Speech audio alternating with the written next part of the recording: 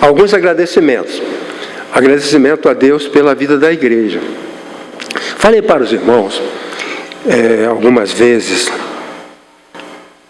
que a verdade de Deus, ela é responsabilidade da igreja. Paulo falou que a igreja é o depósito da verdade. Não é o pregador que é o depósito da verdade. O depósito da verdade é a igreja. O pregador, ele representa a igreja, transmitindo a verdade que a igreja defende. Entende? Então, o pregador não é nada sem aqueles que vão ouvir e defender nos seus corações e nos seus relacionamentos aquilo que ouviram e entenderam. Então, eu sempre agradeço a Deus pelos irmãos que estão aqui, por causa disso. Que a verdade, os tesouros, como Paulo fala, os tesouros da ciência e da sabedoria, eles estão contidos na igreja. Eu vou mencionar algumas heresias através dos tempos que foram vencidas pela igreja. A igreja que desmoronou as heresias. Então eu dou graças a Deus porque eu posso pregar. E posso pregar porque a igreja de Cristo me autoriza a fazer isso. E qualquer um que vier aqui à frente falar como pregador está abençoado com essa oportunidade. E a outra coisa é que os irmãos hoje estão cantando muito bonito. Sempre cantam bonito, mas eu estou gostando muito da música hoje. Eu não sei se vocês concordam comigo. Está tão bonito, né? É uma pena que não está aqui para cantar e para também ouvir as canções. Bem, vamos ver.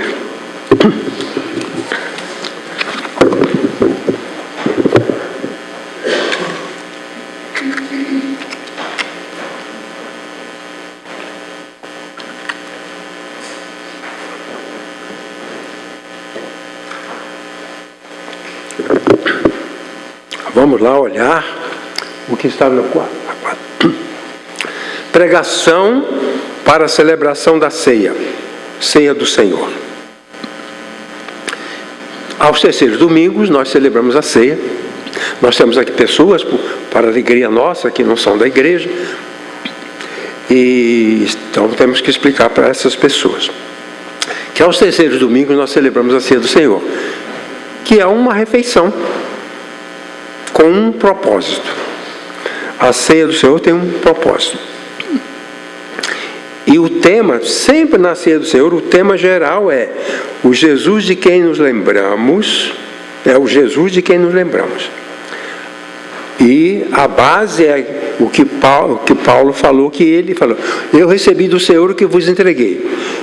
Que o Senhor Jesus, na noite em que foi traído, tomou o pão e disse: fazei isto todas as vezes que o beberdes em memória de mim. Então, duas coisas que eu tenho que estar sempre lembrando. Primeiro, não é Santa Ceia. A palavra Santa Eucaristia é da Igreja Católica.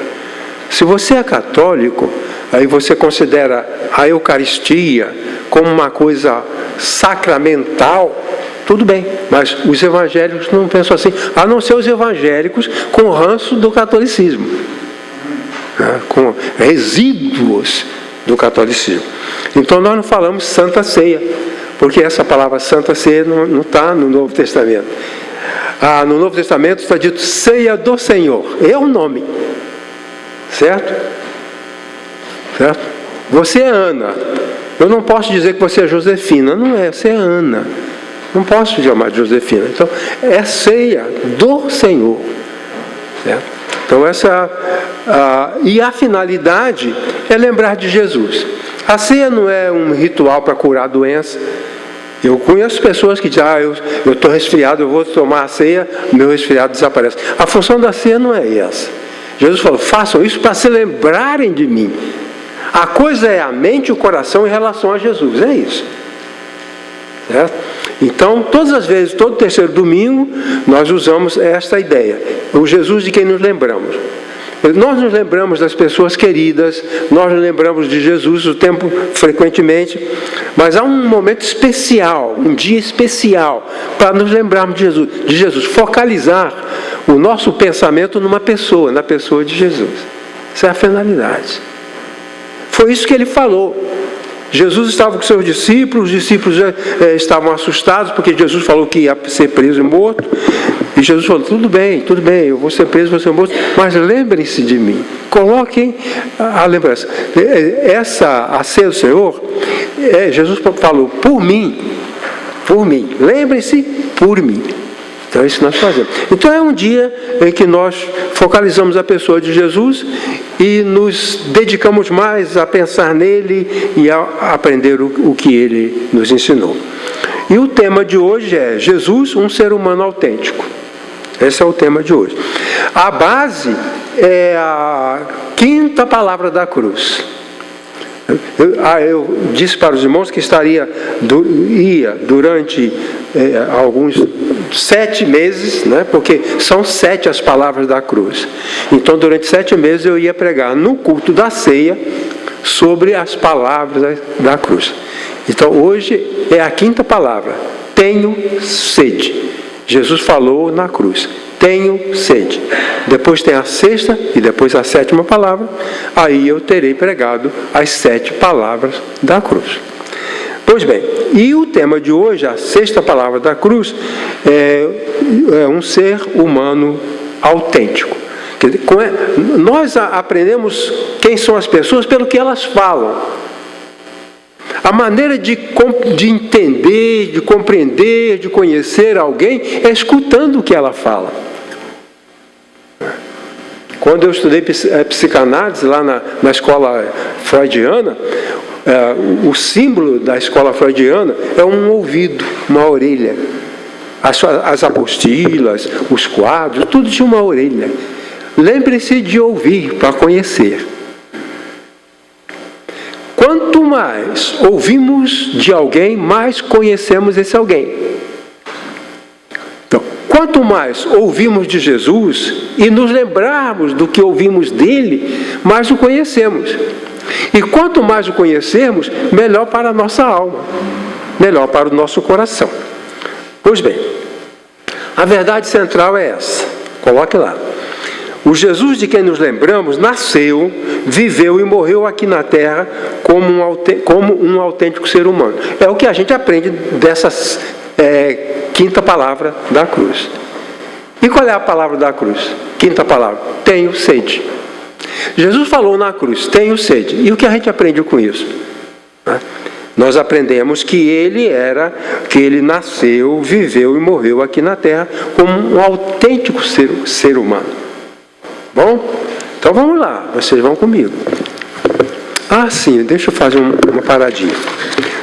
No final, quando eu terminar, eu quero convidar 2 pessoas para virem aqui e dizerem algo a respeito do que ouviram. O que sentiram, o que entenderam, para me ajudar a compartilhar. Uma vez que, como eu disse, a pregação não é uma responsabilidade minha. Eu sou responsável maior, mas nós somos responsáveis pela pregação. Por favor, entendam isso. Haverá sempre uma pobreza se só o pregador se sente responsável pela transmissão da palavra. Então vamos lá. O texto. Depois, sabendo Jesus que já todas as coisas estavam terminadas, para que a Escritura se cumprisse, disse, tenho sede. Então essa é a 5ª palavra da cruz. Tenho sede.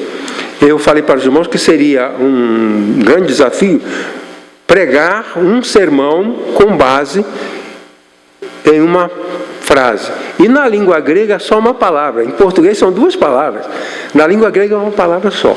Então, seria o caso de pregar um sermão de 30 minutos com base em uma palavra. Em grego, dipso, dipso estou com sede.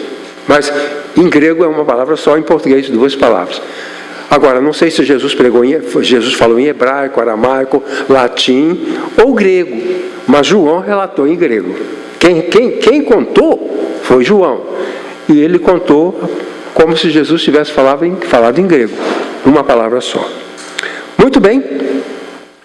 Depois, sabendo Jesus que já todas as coisas estavam terminadas, para que a Escritura se cumprisse, diz: tenho sede.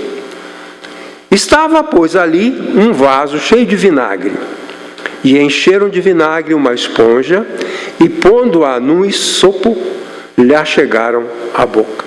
Bom, a quinta palavra da cruz é tenho sede. Então, é sobre essa palavra, tenho sede, que é o sermão. Mas a palavra não pode ficar sozinha, ela está dentro de um contexto. Então, eu li os versículos 28 e 29, tá bom? Vamos lá. O profeta Daniel, agora vamos tentar começar a entender. O profeta Daniel relata, capítulo 7, a visão dos 4 animais simbólicos que representavam reinos da terra, os quais foram destruídos e desapareceram. Então, são 4 animais. Leopardo, urso, leão e um quarto animal que não diz com o que parecia. Então, eles representavam, os 4 animais, capítulo 7 de Daniel, representavam reinos da terra que foram destruídos e desapareceram. Em seguida, depois esses animais sumiram, e em seguida,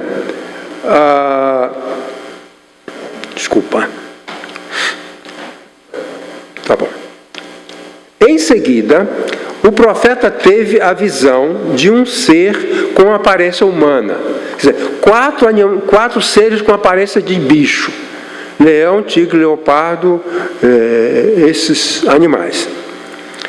Agora, os animais sumiram e ele vê uma outra personalidade com aparência humana. Agora não são mais bichos, né? Semelhante a filho de homem. Então ele viu esse ser não parecendo urso, leão, mas parecendo gente. Semelhante a filho de homem. Ao qual, a esse filho de homem, foram dados glória, poder e domínio eterno. Então, aqueles animais eram reinos que passaram, foram destruídos. Agora vem uma figura que vai receber um reino eterno. Quer dizer, o reino dele não vai acabar. Possivelmente, uma referência ao Messias, ao Cristo que viria. Jesus se identificou com esse personagem, aplicando a si mesmo o título de Filho do Homem. Daniel falou, um semelhante a filho de homem. E Jesus pegou essa expressão, filho de homem, e colocou o nome dele, o Filho do Homem. Jesus, dezenas de vezes, se referiu a si próprio como o Filho do Homem. Ou seja, um homem. Filho de urso, filho de leão, filho de leopardo, mas agora filho de homem, um homem. Então Jesus aplicou a si mesmo esse título, Filho do Homem, que significa um ser humano. Então o Jesus de quem nos lembramos era gente, era um ser humano. E mais, um autêntico ser humano, um de verdade. Era um homem de verdade, um autêntico homem. Então, vamos ver o que podemos aprender e o que isso pode mudar em nossos corações.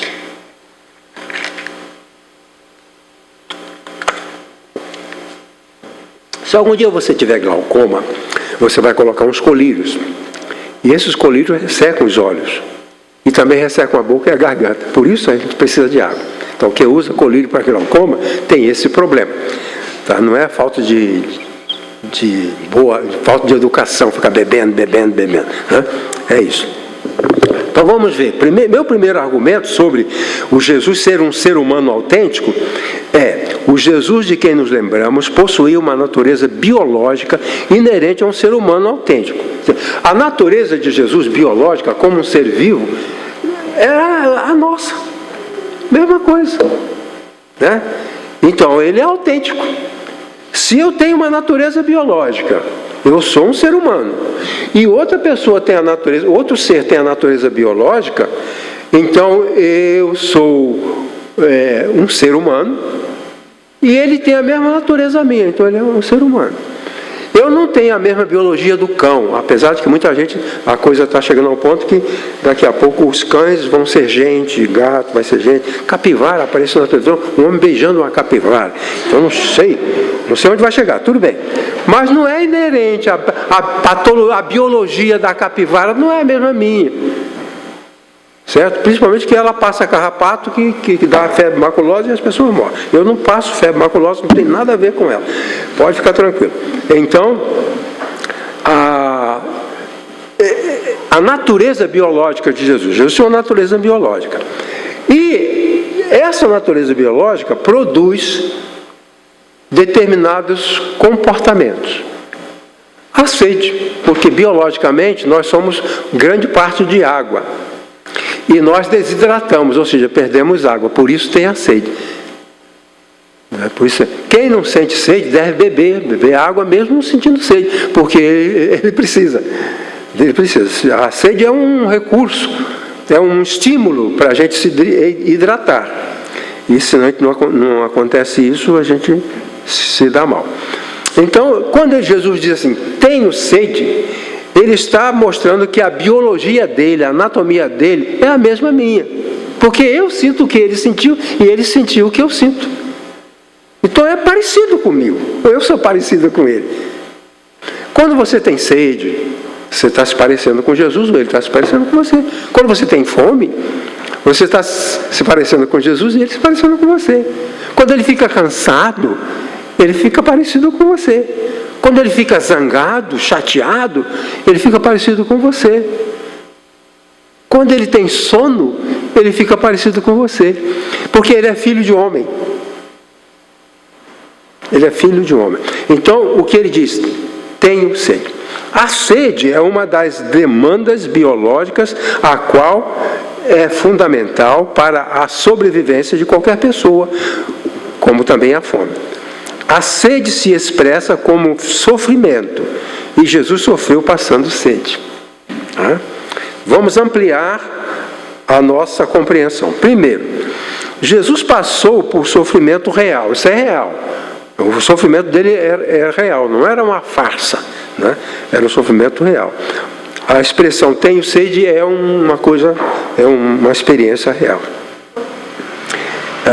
Jesus estava em sofrimento havia pelo menos 24 horas, desde a quinta-feira à tarde, até a sexta-feira às 15 horas. Então, Jesus começou a padecer quando ele foi para o Getsemane, na tarde de quinta-feira. Ele foi lá para falar com o Pai sobre o que estava para acontecer, e ele estava muito apavorado, como nós. No Getsemane, Jesus chorou e falou com o Pai. Pediu ao Pai se o Pai não tinha uma outra alternativa para a obra que ele tinha que fazer, se não aparecia uma substituição, e 3 vezes ele orou, e o Pai disse, não vamos mudar o plano, não dá para mudar, Deus não mudou o plano, porque o plano era Jesus morrer na cruz, mas Jesus foi orar pedindo ao Pai se porventura não havia um plano B, e não havia. Então, Jesus foi no Getsemane. Saindo de lá, foi preso. E começou a ser maltratado, começou a ser espancado. Foi para a casa do sogro do sumo sacerdote. O julgamento de Jesus foi uma grande armação. Certo? Por quê? Eles levaram Jesus, os sacerdotes levaram Jesus para julgar Jesus. Porque Jesus não morreu por causa do julgamento. Jesus não morreu por causa de Pilatos. Já estava tudo resolvido. Porque o sacerdote falou, alguns dias antes, reuniu todo mundo. E falou, falou, é preciso que alguém morra para aplacar os romanos. Virão e não nos destruirão. É para a sobrevivência da nação. E ele falou, é melhor que morra uma pessoa boa do que seja sacrificada toda a nação. Então Jesus já foi lá para a casa de Anás, o julgamento foi totalmente falso, e Jesus sabia disso. Porque o problema não é apenas o que fazem, mas é você ver que está tudo errado para te prejudicar. Os julgamentos religiosos eram feitos numa sala especial no templo. Não era na casa do sogro do sacerdote. E isso está totalmente irregular. Na casa de Anás, o ambiente em que Anás mandava, que era a casa dele, você sabe que na casa da gente a gente domina, né? Então Anás domina tudo. Depois, para dar um jeitinho, passaram na casa de Caifás, confirmaram tudo, levaram para Pilatos. Pilatos, um covarde, disse, este homem é justo, mas eu não tenho força para impedir. Vocês então façam o que quiserem. Olha, eu não acho que Jesus é culpado não. Ele é inocente. Vocês vão matar o inocente. E existe lá em casa, eu tenho uma folha de uma suposta condenação de Jesus.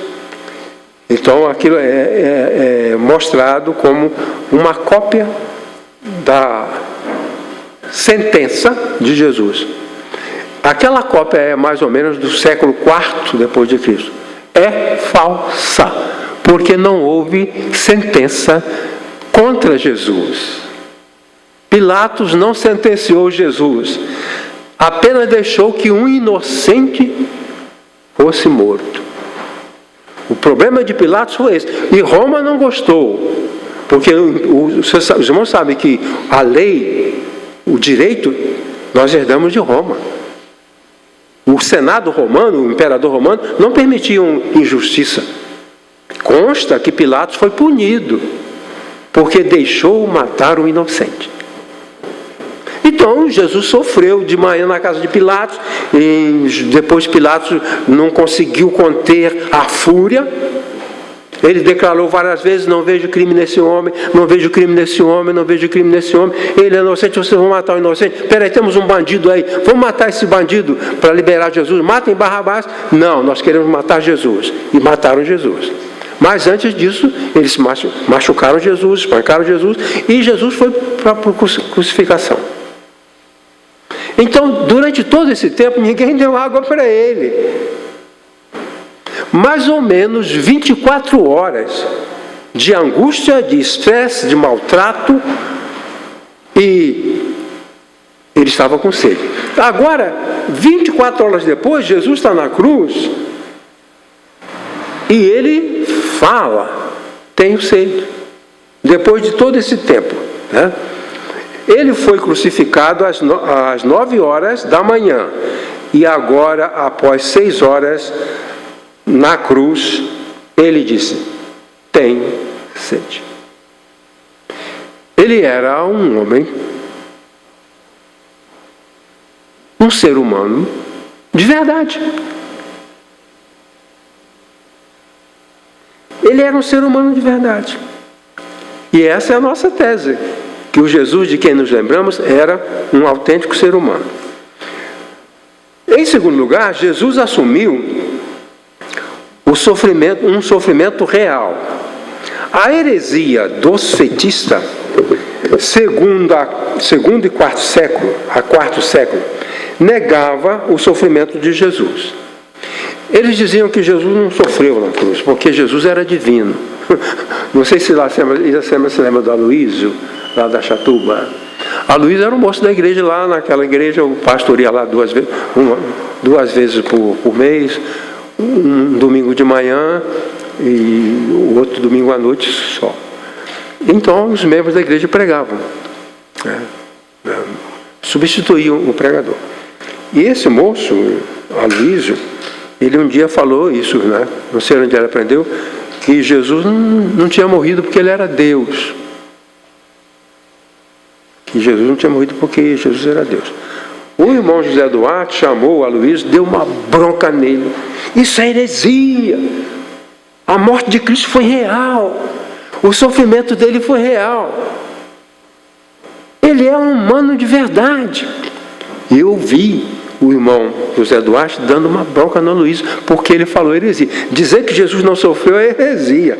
Pois bem, então essa heresia dos docetistas afirmava que Jesus não era um ser humano autêntico, que eles negavam a realidade do corpo de Jesus. O corpo de Jesus seria apenas uma aparência. Negavam que Jesus tenha sofrido na cruz e que tudo era uma simples encenação. Essa heresia foi condenada pela igreja no quarto século. A igreja tinha que corrigir. Eu não posso modificar o que está nas cabeças das pessoas e os falsos ensinamentos. Mas se você me ouve, eu tenho que te falar. Se você está aqui, Deus colocou você aqui, me colocou, eu tenho que falar. Heresias, falsas heresias. Hoje nós temos as heresias modernas. Uma coisa interessante.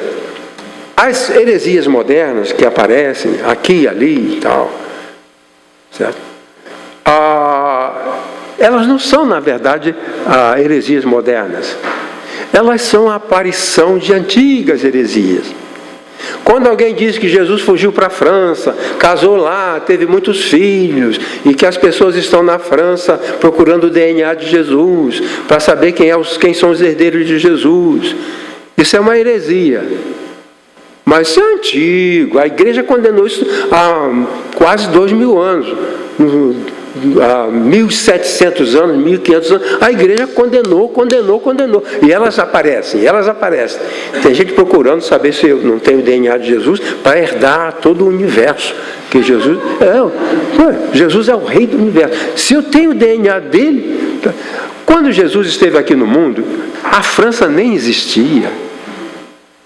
Mas as heresias vêm, e essas heresias têm que ser combatidas, porque elas negam a realidade de que Jesus era um de nós. O escritor aos Hebreus falou que Deus fez Jesus igual a nós, semelhante a nós, para que pudesse nos ajudar. Vamos imaginar que você faz uma cirurgia, certo? Você vai fazer uma cirurgia. Você tem duas possibilidades. Um cirurgião humano, certo? Mas tem um ET que veio de Marte, também está operando naquele hospital. Eu não quero ser operado por nenhum ET, eu vou para o humano. Eu vou para o humano. Porque o humano, Deus mandou o seu filho em forma humana, em aparência e conteúdo humano, para que nós nos identificássemos com ele, certo? Então, ele é um autêntico ser humano. O segundo argumento, Jesus de quem nos lembramos, possuía atributos mentais de um ser humano autêntico. Quer dizer, não é só que Jesus tinha um corpo humano. A mente dele era parecida com a nossa mente. Jesus pensava como nós. Ele raciocinava como nós. Ele concluía como nós. Ele aprendia como nós. A Bíblia diz que Jesus aprendia. Ele aprendeu. Aprendeu a obediência. Aprendeu a profissão.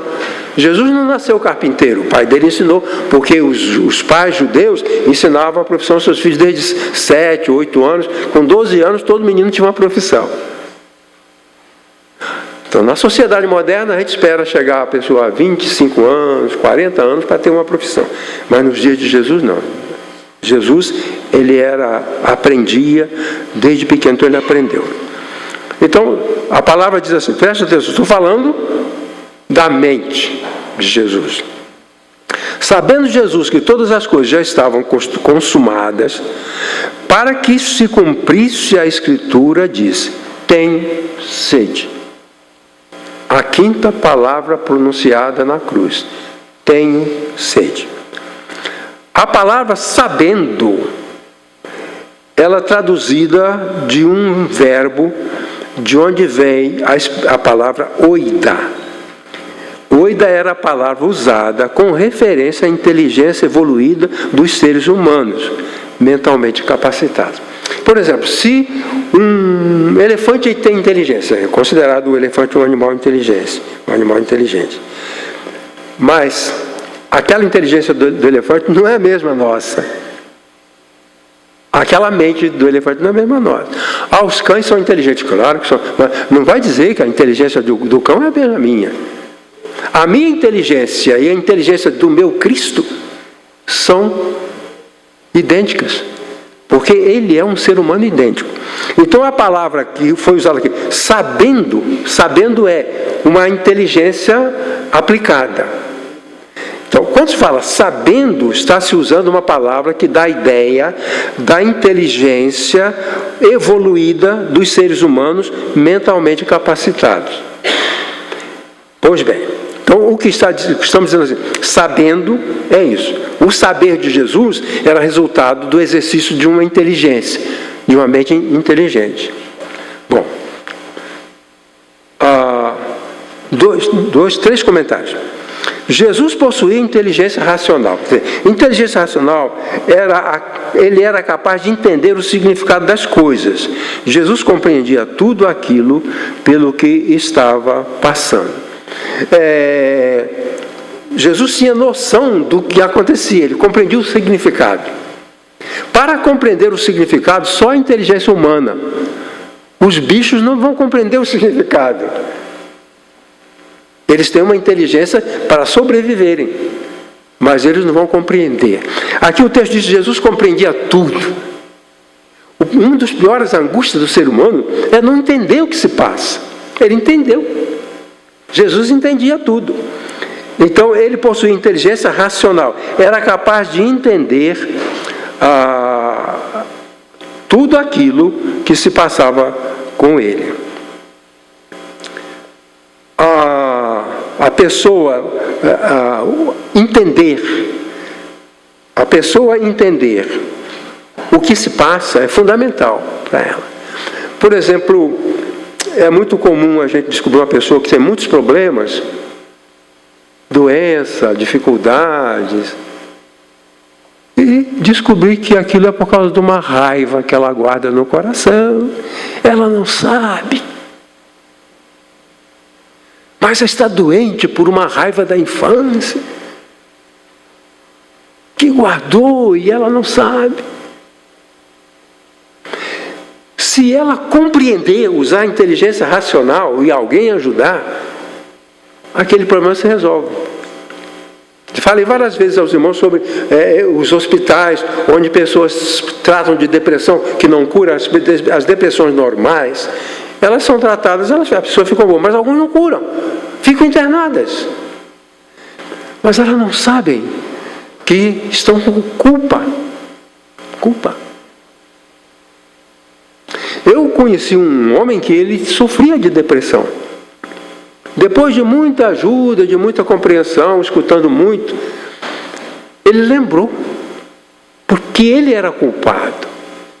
Quando ele era pequeno, tinha 5, 6 anos, a avó dele estava doente na cama, e ele fazia bagunça, gritava, pulava, corria dentro de casa, e a mãe dele falou: para com isso, fica quieto, você mata a sua avó, hein? Passado 3 dias a avó morreu. Ele matou a avó. Aquilo ficou dentro dele. Os anos se passaram e ele ficou uma pessoa inútil, porque era um culpado, um assassino. Dentro da alma dele, ele tinha a alma, o coração de um assassino. Culpado. Então, quando compreendemos, nós nos libertamos. E Jesus estava livre. Por quê? Porque ele sabia o sentido de tudo que estava acontecendo. Ele tinha uma mente racional. O segundo comentário: Jesus possuía inteligência temporal. Jesus se localizava no tempo. Há um tempo para todas as coisas. Há um tempo para todas as coisas. E o ser humano é capaz de entender isso. Tempo disso, tempo daquilo, como diz o profeta, né? Há um tempo para todas as coisas. E Jesus sabia que aquele era o tempo dele sofrer. Se eu sofro achando que não é tempo de sofrer, fica muito difícil. Mas se eu sofro entendendo que aquilo é um programa, que eu estou dentro de um programa, dentro de um propósito, dentro de uma agenda, que Jesus falou, o Filho do Homem vai, como está escrito. Então Jesus compreendia, por isso ele demonstrou essa capacidade, né? Jesus sabia que aquela era a hora. Durante várias vezes quiseram prender Jesus. E as pessoas, eles quiseram te prender, por que não prenderam? Jesus falou, ainda não é chegada a minha hora. Mas, quando ele saiu do Getsemane, depois de conversar com o Pai, uma conversa muito tensa, ele falou para os discípulos, é chegada a hora. Essa inteligência temporal que nos permite saber que aquilo que se passa é o que tinha que acontecer. Então, isso é uma característica do ser humano, como eu coloquei, o ser humano com uma inteligência normal. É capaz de entender as coisas, compreender o tempo, a hora. E aqui, quando diz, Jesus sabendo que todas as coisas já estavam consumadas, o programa está dentro do programa, todas as coisas são consumadas. Então ele diz, tenho sede, a antepenúltima palavra da cruz. E o terceiro comentário, Jesus possuía inteligência moral. A palavra sabendo expressa uma inteligência que permite escolher o certo e rejeitar o errado. Inteligência moral é isso. Fazer coisa errada é burrice, não é inteligência. Hoje estudamos Provérbios e lá mostra que agir corretamente é sabedoria e agir erradamente é burrice. E nós, seres humanos, temos essa inteligência moral que, pensando, raciocinando, sabemos decidir o que fazer, qual é o correto agora. Então, durante 24 horas, Jesus não expressou nada, não reclamou de nada. Agora está no finzinho. Ele vai morrer às 15 horas, talvez faltassem 5 minutos. Ele tinha entendido que era chegada a hora. Então ele era capaz de agir mediante o seu entendimento. Ele era capaz de agir de acordo com os princípios morais, os quais determinam qual comportamento é correto e qual comportamento não é correto. Gritar que está com sede, agora é correto. Falar, abrir o coração sobre o sofrimento interior, porque Jesus ficou 6 horas ali e ele não falou nada. Se tinha cãibra no pé, se estava com frio ou com calor, nada. Mas a inteligência moral permitiu a ele entender que agora é correto eu falar isso. A inteligência de Jesus permitiu a ele definir a hora, o tempo, o momento. Então, durante 24 horas ele não pediu, não reclamou nada. Agora ele expressa, tenho sede. Pois bem, expressar o sofrimento experimentado pela sede era esperado, ou seja, moralmente necessário. Quando uma pessoa faz uma coisa que tem que fazer, ela faz por impulso da moralidade. E quando uma pessoa faz algo que tem que fazer, nós chamamos que isso é moralmente necessário. Então eu devo 5 reais para você. Eu pago porque é moralmente necessário pagar. E a minha inteligência me leva a concluir isso. Pois bem, aqui então, Jesus é o momento dele falar. Jesus usou uma função da inteligência humana, usou a mente como um ser humano e concluiu a hora de fazer as coisas e qual era o certo e qual era o errado. Se nós temos, como Paulo falou, nós temos a mente de Cristo, quer dizer que nós também podemos escolher o certo e rejeitar o errado. Aliás, esse era um padrão de maturidade, né? Desprezar o erro e abraçar o certo. Pois bem, meu último... não, tem uma coisa que eu quero falar muito importante para vocês.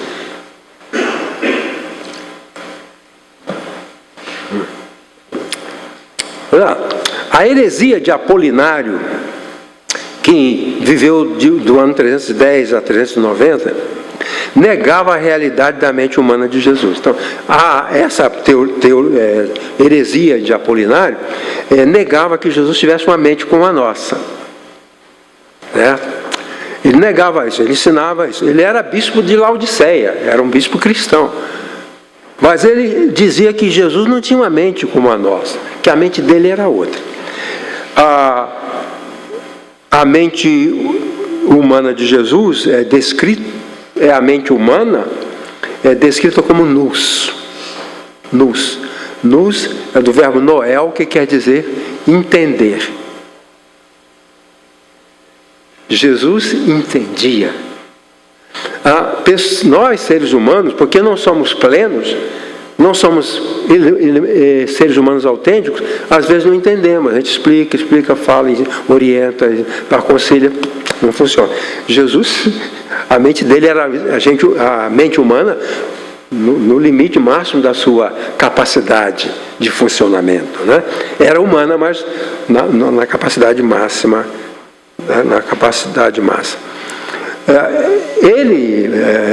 Apolinário afirmava que a mente de Jesus era formada pela invasão da mente cósmica. A mente cósmica está aí. Todo mundo falando aí nas seitas aí, em busca da mente cósmica. Aparece na televisão um cara dizendo: ora, vou te ensinar a meditar. Você vai ficar meditando a mente cósmica, a mente universal, a mente que domina todo o universo, vai entrar em você e você vai ser iluminado. Essa heresia não é de hoje. Isso não é de hoje. Estava aqui, ele foi, Apolinário foi disciplinado pela igreja, foi condenado, né? Ele afirmava então que a mente de Jesus era formada pela invasão da mente cósmica, que é o Logos, é outro tipo de mente. Logos seria a mente dos seres celestiais, a mente de Deus, dos anjos, daqueles seres. E Jesus tinha a nossa mente, nous a mente. Você é gente, eu sou gente, Jesus era gente. Então ele não ia ter mente cósmica. E quando você ouve falar disso aí, já fica sabendo que é heresia. Apolinário ensinava que Jesus era um invólucro, sem intelecto, sem vontade própria. Apolinário e sua heresia foram condenados por quem? Por quem? Por quem? Pela igreja. A igreja não pode deixar os pregadores sozinhos. Não podem. Vocês não podem me deixar sozinhos. Não podem deixar sozinhos na pregação o pastor Edson. É a igreja que travava as maluquices daqueles líderes. É a igreja. Deixar o pastor sozinho, ele não vai ter sucesso. Mas se todos ficarem juntos com os pregadores, falando, os irmãos já imaginaram, se tudo vocês aprendem aqui, vocês passassem à frente? Que impacto isso seria? Pois bem, então esse foi condenado pela igreja, tudo bem, acabou a ideia da mente cósmica, de que Jesus não era de verdade. Jesus não tinha uma mente de verdade. Ele dizia então que Jesus não tinha uma mente de verdade, que ele era uma mente cósmica que está no universo. É como a doutrina da mediunidade, né? Um médico, o Zé Arigó, ele não sabia nada, nunca pisou na faculdade de medicina, mas ele dizia que recebia o espírito de Fritz, um famoso médico alemão. E quando ele era tomado pela mente de Fritz, ele podia fazer cirurgias. Tudo falso. Tudo falso. Muita gente ia lá. Bom, deixa-me caminhar, tá? Por favor.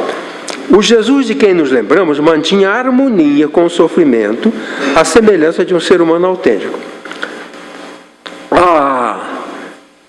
Quando eu trabalhei em maternidade, 3 anos trabalhei numa maternidade, como assistente do obstetra que ficava de plantão, eu aprendi coisas interessantes e algumas eu me lembro até hoje. Uma coisa que o meu tutor, né, o médico, me ensinava era descobrir se o feto dentro da barriga estava em sofrimento.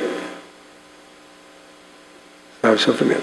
Bom, o bebê, antes de nascer, a pessoa não é bebê. Bebê é quando chora. Enquanto não nasceu, é feto.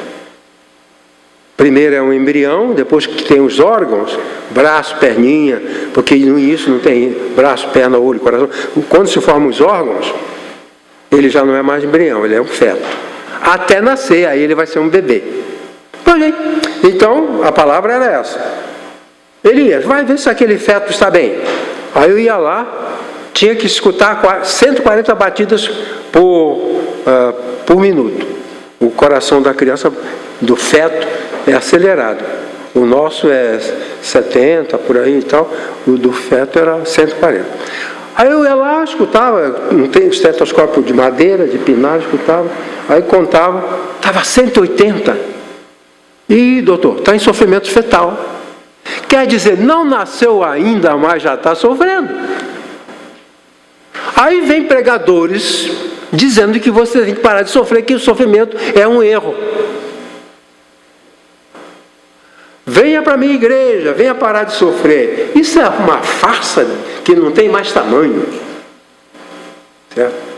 Aí aquele que estava em sofrimento fetal, aí botava oxigênio para aumentar o oxigênio no sangue da mãe e tal, tomava as providências, se continuasse sofrimento fetal, às vezes tinha que adiantar o parto. Pois bem, Jesus expressou seu sofrimento em uma única palavra, dipso. Palavra grega dipso, que tem a ver com beber. A pessoa que bebe muito tem dipsomania, mania de beber. Né? Dipsomania. Então Jesus expressou só uma palavra. Jesus não falou assim: pessoal, olha eu aqui, me dá um copo d'água por favor me dê água, eu quero água, alguém me ajude, eu estou com sede. Não, ele falou dipso. Só.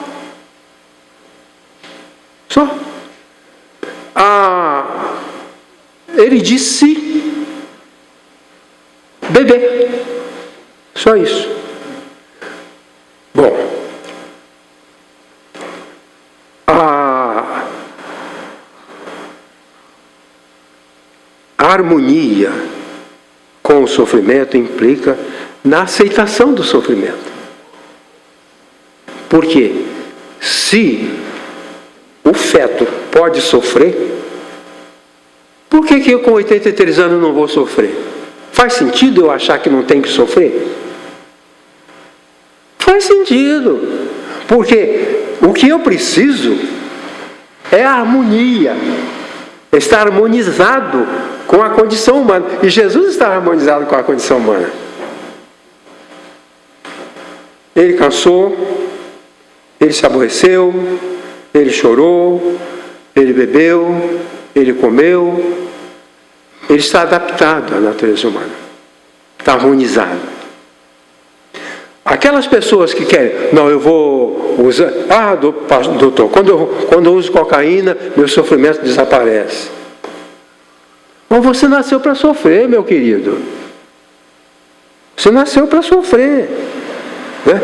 Viver e sofrer estão entrelaçados. Jesus aceitou isso. Por isso ele é um ser humano autêntico. Ele aceitou as contrariedades da vida. Ele aceitou esse sofrer. Jesus expressou seu sofrimento em uma única palavra, dipso. Agora um comentário. O estoicismo era a doutrina filosófica que negava a realidade do sofrimento. Quer dizer, se hoje em dia alguém disser você não tem que sofrer, isso é heresia, mas não é de hoje, é do passado. Já no passado, lá no início, depois que no ano de 200, 300 depois de Cristo, já tinha gente ensinando isso, que você não tinha que sofrer, certo? O que o estoicismo dizia? O estoicismo dizia o seguinte: negava a realidade do sofrimento.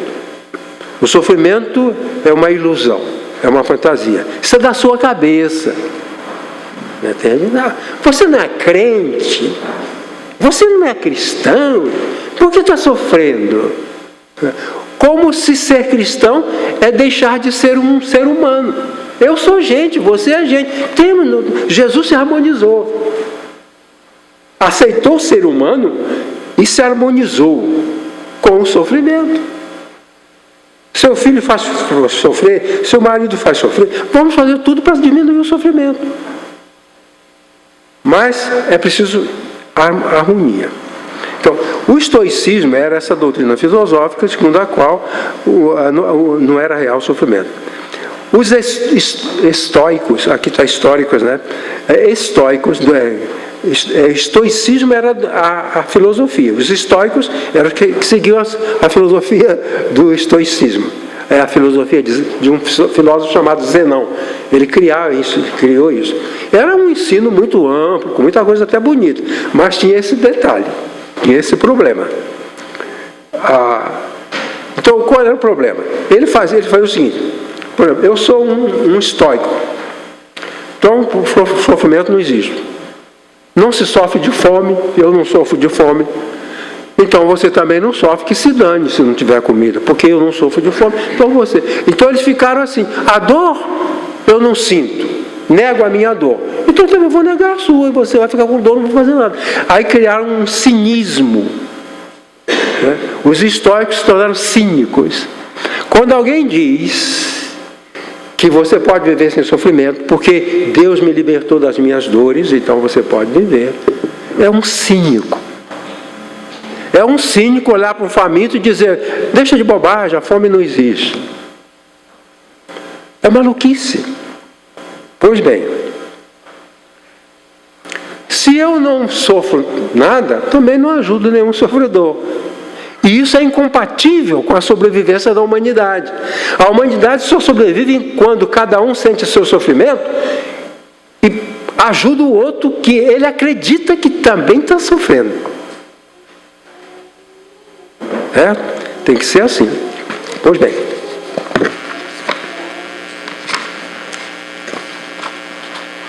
Tem mais um pouquinho, tá bom? Por favor. São 3 comentários que eu quero fazer. A expressão tenho sede declara o fato de que Jesus assumia plenamente o sofrimento. A sede é um sofrimento. Quando Jesus diz eu tenho sede, eu assumo, sofro. Eu assumo, padeço. Tenho sede, eu padeço. Tenho fome, sinto frio, sinto calor, eu padeço. Então, eu sei o que é padecer. Mostrei aquela passagem de Isaías que diz que Jesus aprendeu o sofrimento. Homem de dores e que sabe o que é sofrer. Esse é o nosso Jesus. Se eu sofro, o meu Jesus também sabe, porque ele também sofreu.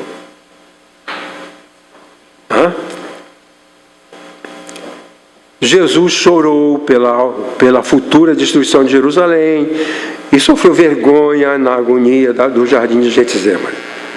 Segundo, Jesus expressou com palavra o seu estado de sofredor. Tenho sede. Usou palavra. Falou. Verbalizou. Os condenados, no geral, expressavam seu sofrimento com palavras obscenas e blasfêmias. Os crucificados geralmente eram bandidos, gente ruim. Então, as pessoas sensíveis, se você ler o Evangelho de João, você vai ver assim, algumas pessoas ficavam de longe para não escutar os palavrões que os condenados falavam. As blasfêmias. As pessoas ficavam olhando de longe para não escutar o que eles falavam. Eles se comportavam dessa maneira. Agora, Jesus expressou o seu sofrimento com uma palavra branda: tenho sede. Não chegou ninguém: seus isso, seus aquilo, estou morrendo de sede aqui, você não tem vergonha não, isso, aquilo. Os palavrões, blasfêmia contra Deus.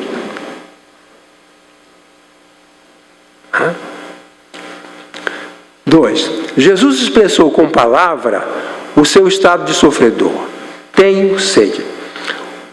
Essa parte já li, né? Já li. Bom, Jesus, os condenados no geral, expressavam seu sofrimento com palavras obscenas e blasfêmias. Mas Jesus, com humildade e respeito, expressou sua sede. Expressou seu sofrimento. Às vezes, as pessoas, para expressar sofrimento, elas querem até matar outras pessoas. Qual é a justificativa que nós damos para a violência? É a pobreza, coitadinhos. Eles são tão pobrezinhos que tem que sair para dar tiro, né? Eles moram na favela, eles não têm esgoto, então podem roubar, podem pegar o celular, certo? Ele precisa de usar droga, coitadinho, é um faminto de cocaína, precisa usar cocaína, mas ele não tem dinheiro, então ele rouba para poder suprir a necessidade dele de cocaína e crack e assim por diante. Mas não é isso. Jesus, ele mostra para nós o exemplo, assim, ele assumiu o seu sofrimento e expressou com a sua palavra. Bom, Jesus suportou com serenidade os sofrimentos pelos quais passou. Tinha sofrido agonia no Getsemane, foi preso e maltratado, na casa dos sacerdotes Anás e Caifás, passou a noite hostilizado, maltratado, agredido, de manhã sofreu açoitamentos, zombarias, espancamento, todo tipo de humilhação. Mas ele estava sereno, não ofendeu ninguém. Às vezes a gente acha que quando ele está sofrendo tem o direito de falar palavrão, tem o direito de xingar, tem o direito de fazer isso, fazer aquilo, tem o direito de quebrar um prato. Está com raiva do marido, quebra um jarro.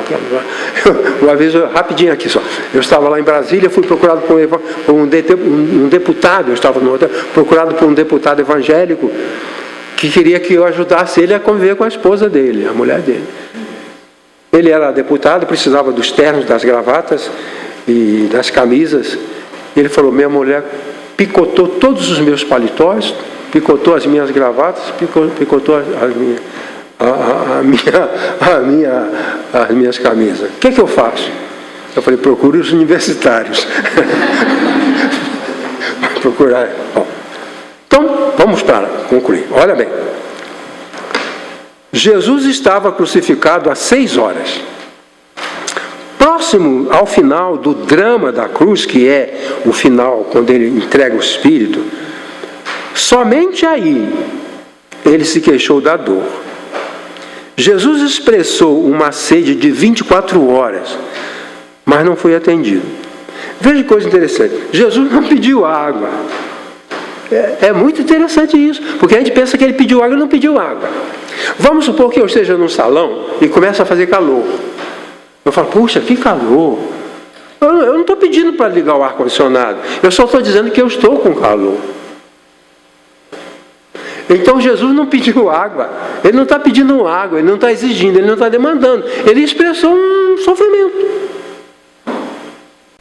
Quando o condenado era, no início, quando ele ia ser crucificado, eles davam uma mistura de vinho barato que se chamava de vinagre. Vinagre era um vinho que todas as pessoas desprezavam, não prestavam. Então era o vinho dos sofredores, dos aflitos, dos amargurados, né? Quando fala: dai bebida forte aos sofredores de espírito, esse resto de vinho que não presta, se a pessoa está na pior da desgraça, dá para ele.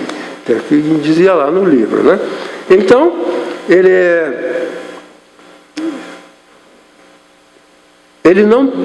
sabia que não ia ser atendido. Não davam água, ninguém dava água para quem está sedento na cruz. Mas como Jesus falou: tenho sede, o que eles fizeram? Por isso que eu trouxe essa isso aqui, ó. Claro, um cabo de vassoura. Aqui nós temos uma esponja, aquela esponja do mar. Esponja do mar. O crucificado estava lá em cima. Não dava para levar uma caneca d'água lá. Então, o soldado pegava isso aqui, né, com a esponja. Tinha um balde com vinagre, esse vinho desprezível. Molhava, encostava na boca da pessoa. Nunca ouvi dizer que uma pessoa que está com sede vai querer lamber uma esponja de vinagre. Ali o texto diz que ele bebeu, não é bebeu, não. Passou. Irmãos, Jesus realmente era um ser humano autêntico. Deus, o Pai, mandou o seu Filho para a gente ser um pouco melhor, um pouco mais parecido com Ele, porque Ele também é gente, né? Um pouco mais parecido. Ele era um ser humano autêntico. Se um de nós, se um de nós, ao morrermos, estivermos desidratados e com sede, estaremos em boa companhia. Jesus morreu com sede. Pediu água perto da hora de morrer. Não deram água, deram uma esponja molhada de vinagre. Sua sede não foi resolvida. A maioria das pessoas morrem desidratadas. A maioria dos doentes ficam desidratados perto da hora de morrer. E às vezes nem tem sede. Mas ele pode dizer, estou com sede. Se eu estivermos na UTI, desidratado e com sede, eu estarei em boa companhia, porque o meu mestre morreu desidratado e com sede. Ninguém cuidou dele, mas ele demonstrou ser um autêntico ser humano. O que é maravilhoso nisso tudo é que é fácil conviver com Jesus, porque ele é um de nós. Os encontros com anjos nunca foram satisfatórios. Deus não podia contar com os anjos para vir ao nosso encontro. Mandou o seu Filho, homem. Paulo falou assim, há um só Deus e um só mediador entre Deus e os homens, Jesus Cristo, homem. Quer dizer, uma pessoa, um ser humano. Então a nossa vida com Cristo, ela não é complicada, porque Ele é um de nós. Não é complicado. Bom, que Deus nos abençoe. Duas pessoas, vem aqui rapidinho. Vem cá.